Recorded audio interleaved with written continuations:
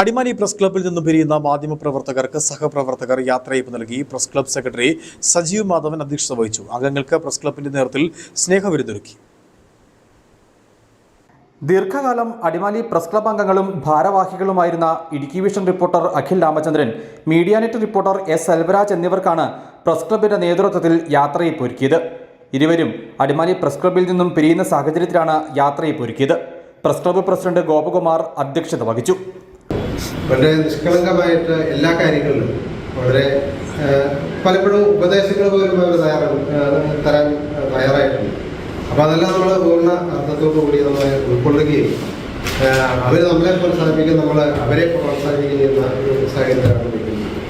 അപ്പോൾ അതിന് വാർത്തയുടെ കാര്യത്തിലായാലും ബാക്കി ഏത് കാര്യത്തിലായാലും അവർ ഇത്രയും നാളും പ്രസ് ക്ലബിലും നമ്മുടെ അംഗങ്ങളോടൊക്കെ ബാധ്യപ്പെട്ട ആളുകളെന്ന് പറഞ്ഞു കഴിഞ്ഞാൽ വളരെ സ്നേഹത്തോടെയും ആത്മാർത്ഥതയോടെയും നമ്മുടെ ഈ കുടുംബത്തിൽ ഇതുവരെ ഇടപെട്ട് പിരിഞ്ഞു പോകുന്ന അംഗങ്ങൾക്ക് സഹപ്രവർത്തകർ സ്നേഹോപഹാരം നൽകി. സ്നേഹവിരുന്നും നടന്നു.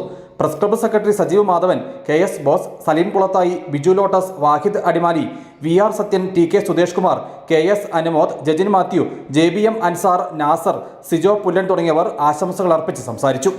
News bureau, Adimali.